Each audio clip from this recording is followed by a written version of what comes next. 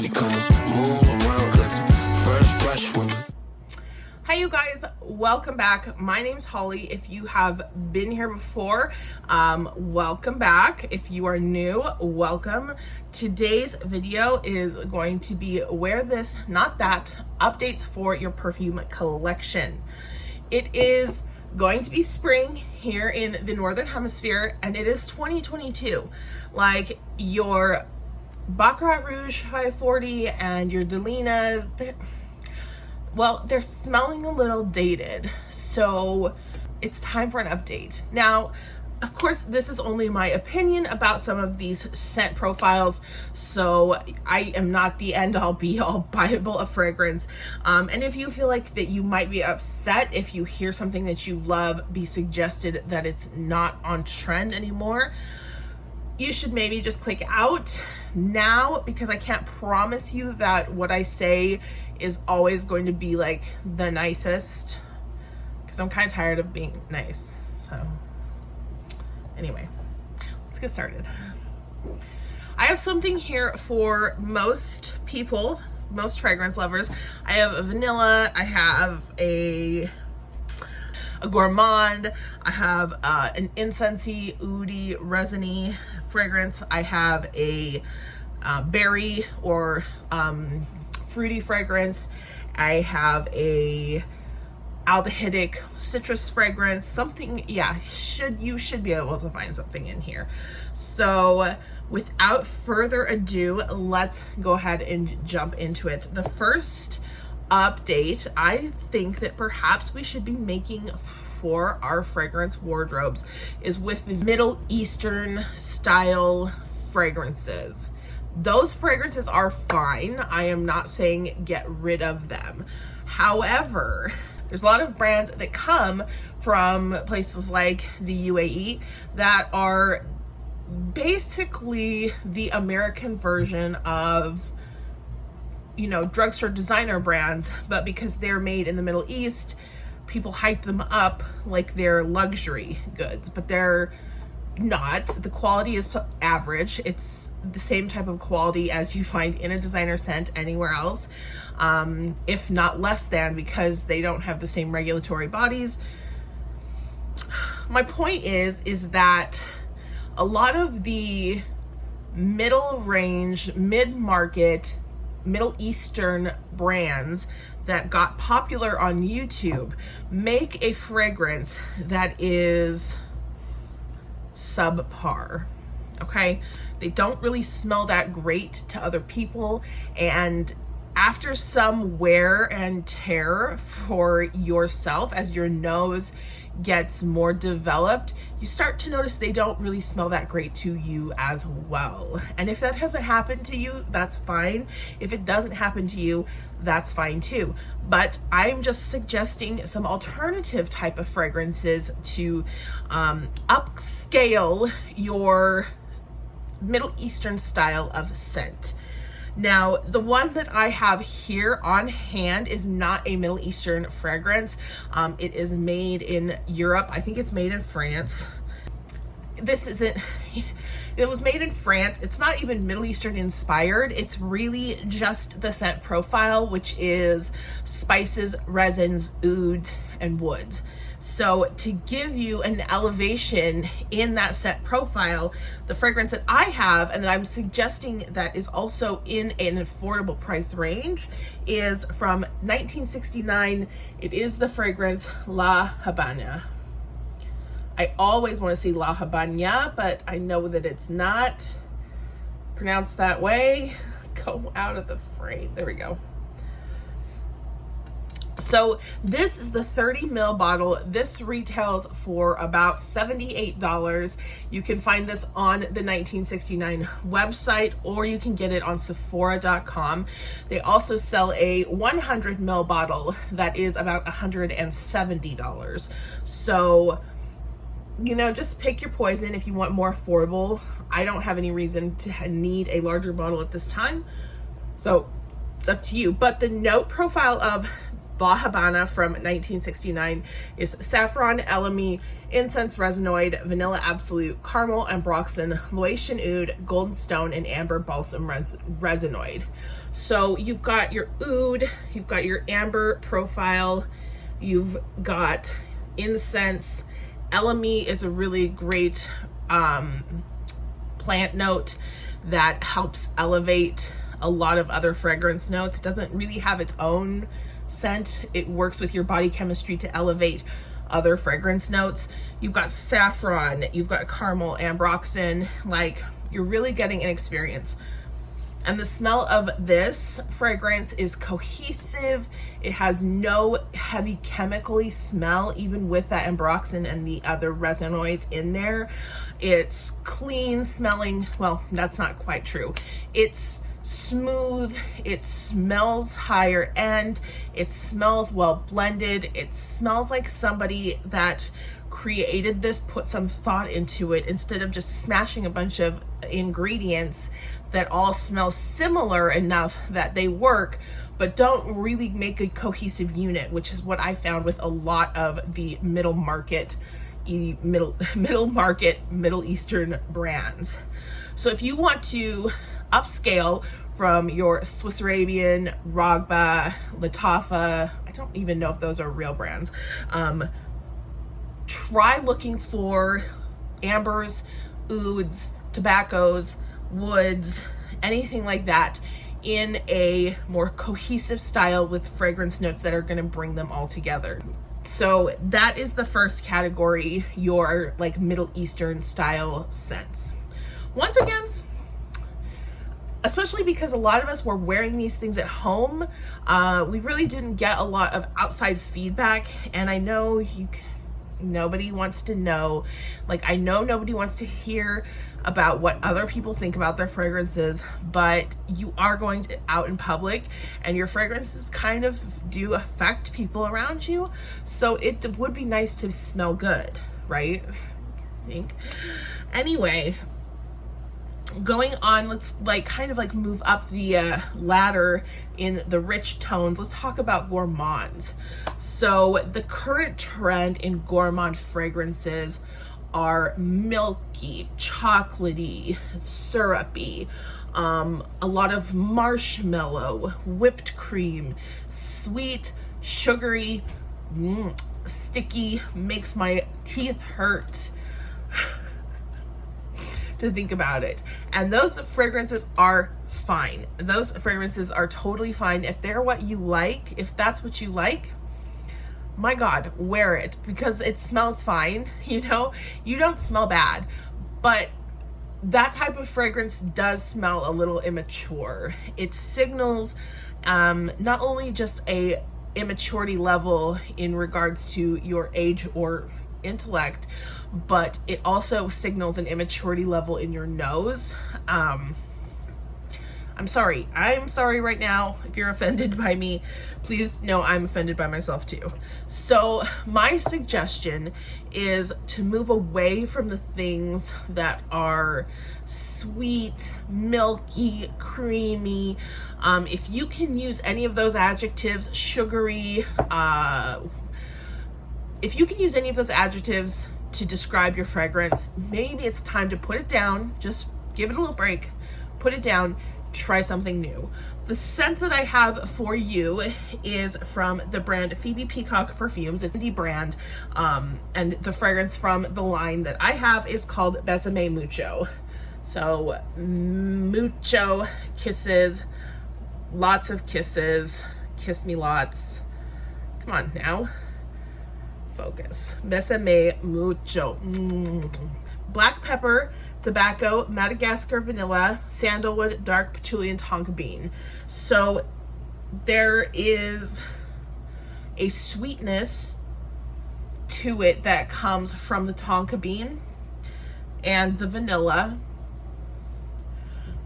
but it's not a sugary sweetness. It's not a toothache kind of inducing sweetness. It's not a marshmallow, sweet vanilla type of sweetness. The vanilla is made rounder by that dark patchouli and tobacco, but you don't get weighed down by those notes either. The sandalwood is smooth, it's quite nice. The black pepper adds just a zing on the top. And then again, we have the tonka bean that adds that caramelly, chocolatey effect of the scent profile. So Besame Mucho, again, another fragrance that is helping to elevate your fragrance wardrobe without breaking the bank. The size that I have here, the travel spray, is either 10 or 15 ml, I'm not sure. This is $49, or you can purchase a 30 ml bottle on the website, their website, or you can get it on Crystal Fragrance. I'm sure you can get it on other places. I'll have the links for you below. I believe it's $98 or $99 for 30 ml. So we're still staying in the affordable under $100 range, but we're elevating our scent profile.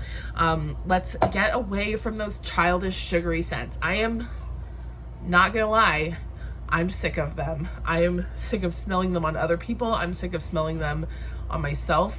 I've even come to be kind of sick of Angel, which is my all-time favorite fragrance. I had to put her away. I had to put her down. I was like, it's time for something new. So I feel you, okay? But it has to happen, right? Moving on before you all kill me.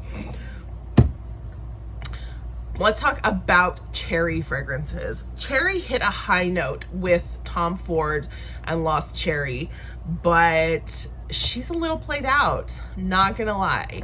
Lost Cherry is still a great fragrance. I have a dupe. I'm not gonna buy the actual Lost Cherry, but I have smelled it. I think it's beautiful. I love my dupe of it.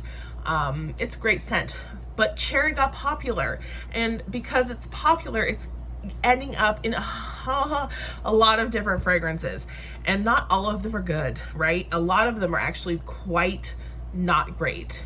If you've ever thought to yourself, like, this smells medicinal, or this smells kind of sickly, or this smells like cherry cough syrup, you know what I'm talking about. It's that scent, all right? That's what happens with artificial cherry notes done wrong. They smell like cough syrup. They smell like medicine. They make you feel nauseous and sick because they trigger that reminder in your brain of times when you were sick. So let's get rid of cherry. Let's elevate this to something different. My suggestion, cranberry.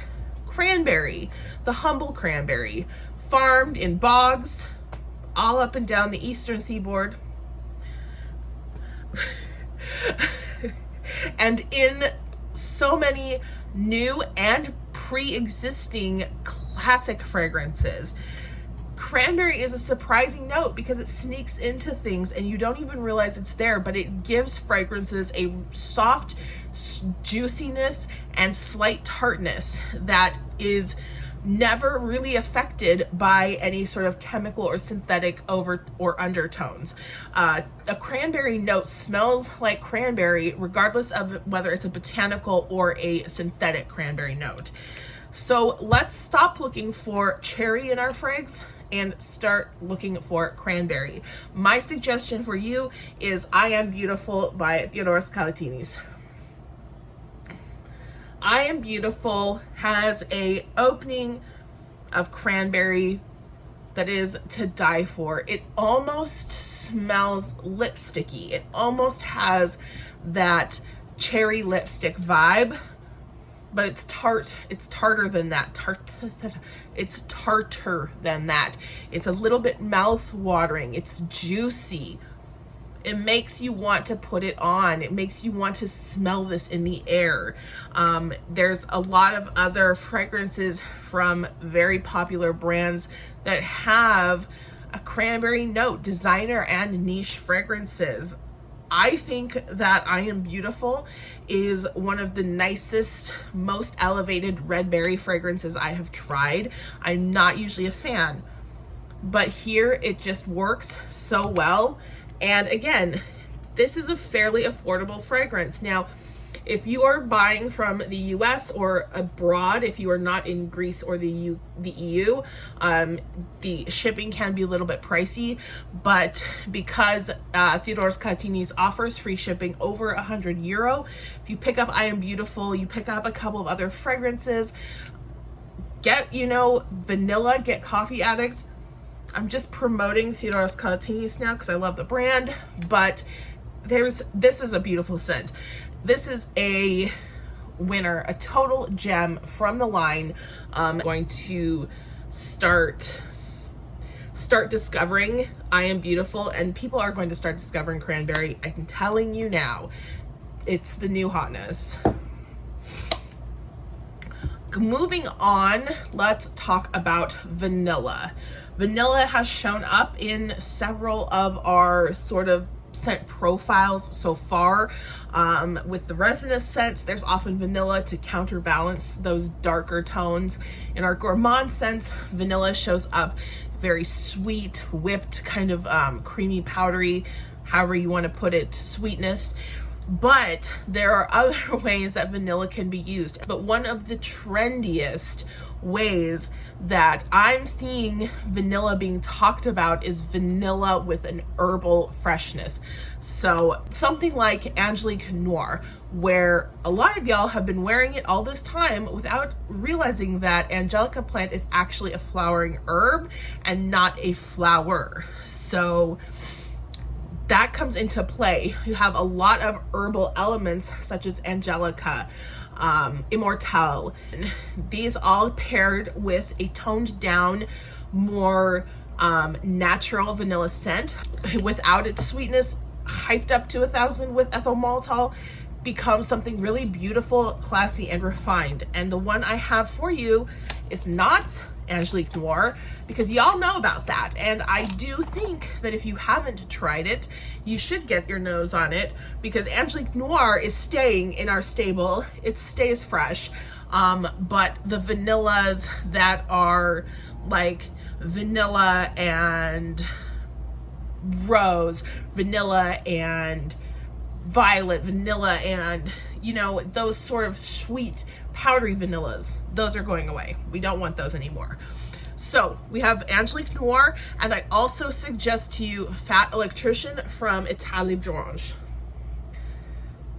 Fat Electrician, the semi-modern vetiver. You would be surprised if I told you that not only does this fragrance have vetiver, but it also has vanilla, it has marshmallow, it has chantilly cream, I think.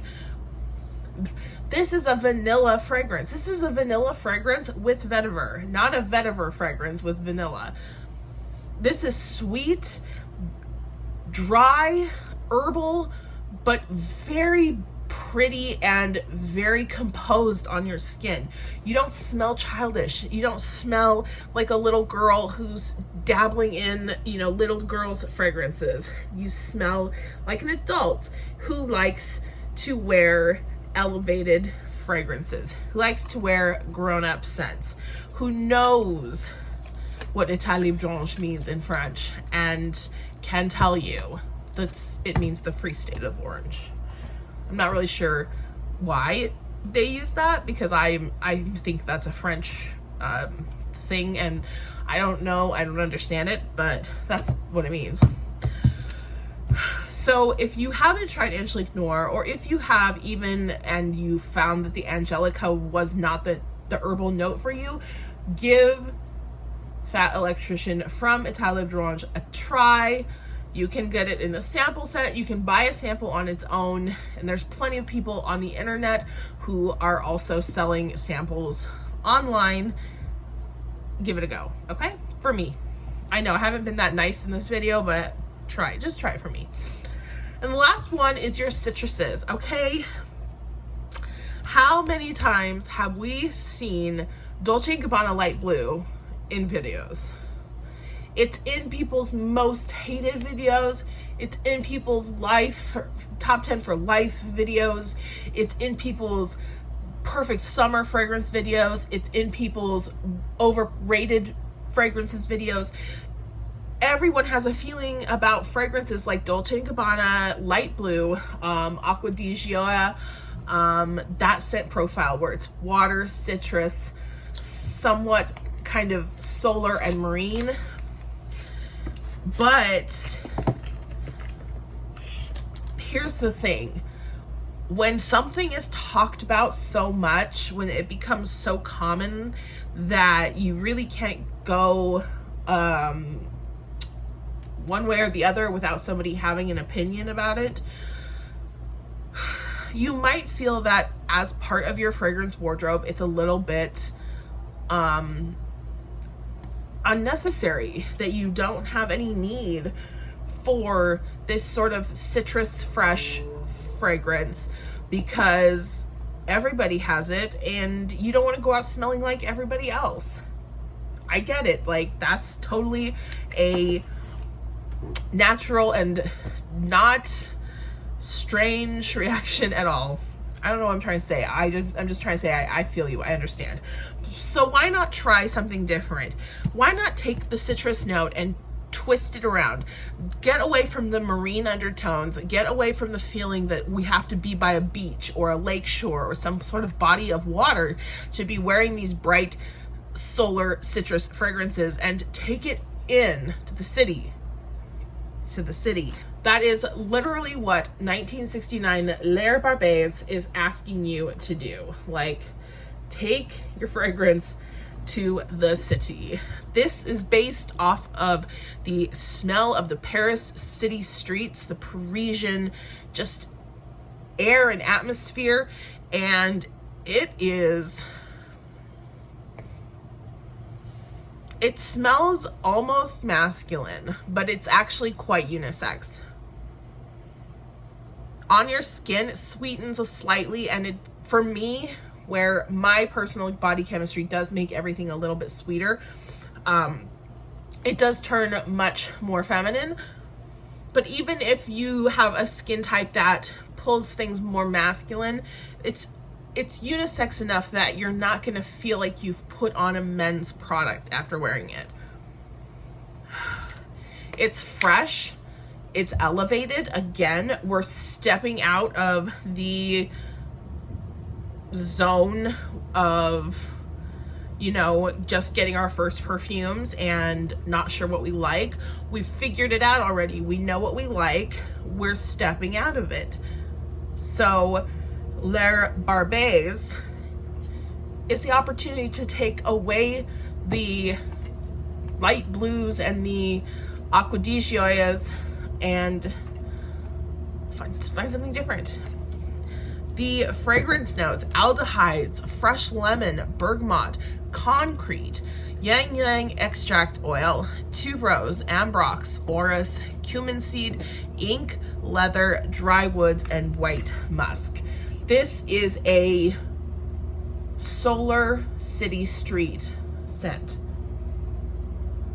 It feels perfect for summer. It has that brightness, it has the citrus, it has the aldehydes, but when you put it on, it wraps itself around you, it's enveloping, and it stops feeling like a day at the beach and starts feeling like a second skin. And I think that is the point, is that we all should be wanting our fragrances to fit us like a second skin. We are wearing our fragrances, not the other way around. These are just suggestions of how to get yourself out of a fragrance rut where your fragrances have started wearing you. Like, let's be real, your fragrances are definitely wearing you now, and I just want to help you break free and fly. Okay, fly straight off the arms of the internet and explore all of these new avenues and new territories. I hope that you enjoyed this video. I hope that you don't mind my tongue-in-cheek sarcastic humor. If you did, tell me about it in the comments below. You can.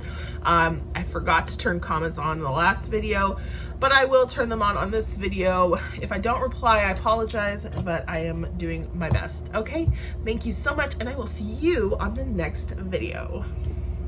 Yeah, yeah.